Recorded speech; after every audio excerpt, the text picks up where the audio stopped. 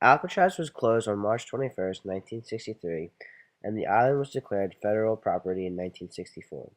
The Treaty of Fort Laramie in 1868 established that all retired, abandoned, or out-of-use federal land would be returned to Native Americans from whom it was acquired. Red Power activists believed the island qualified to become Indian tribes' land once again, although the government did not feel the same way. A variety of Indian tribes came together under the name Indians of All Tribes. One of their members, Adam Fortune Eagle, planned a symbolic occupation of the island. In 1969, Fortune Eagle and other leaders such as Mohawk Richard Oakes jumped off a yacht close to Alcatraz where they then claimed the island. Oakes then gave a proclamation to the General Service Administration claiming the island before leaving peacefully. Their actions would lead to a much larger occupation in the future. On November 20th, 1969, a group of 79 American Indians began to occupy Alcatraz. The group was made up of mostly students who drew ideas from previous civil rights movements. At the strongest point of the occupation, the group had nearly 400 people staying on the island.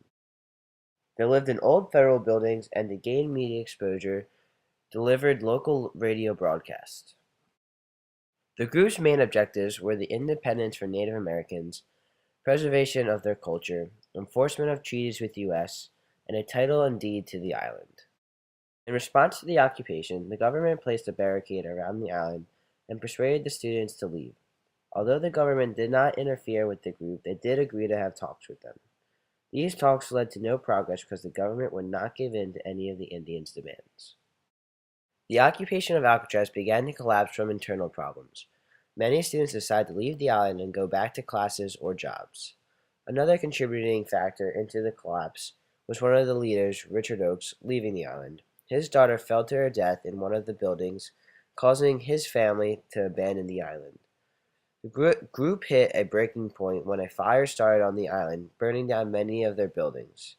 The government noticed the weakness in the group and acted by cutting off supplies. The government turned off the island's electrical power and ended the freshwater supply to the island. After these events, most of the Indians were both physically and mentally drained and decided to leave the island. On June 11th, 1970, the government forcibly removed the final 15 members on the island. In all, the occupation lasted 19 months and had a lasting impact on Indians' future in America. The occupation of Alcatraz had a significant influence to the Indian movements during the time periods that followed. Much of the Indians' right activism can be traced back to the occupation. Later movements such as the Wounded Knee Incident, BIA occupation, and the Trail of Broken Treaties stem from the occupation. The main impact the occupation of Alcatraz had was causing a desire among Indians to unite and become equal in the country.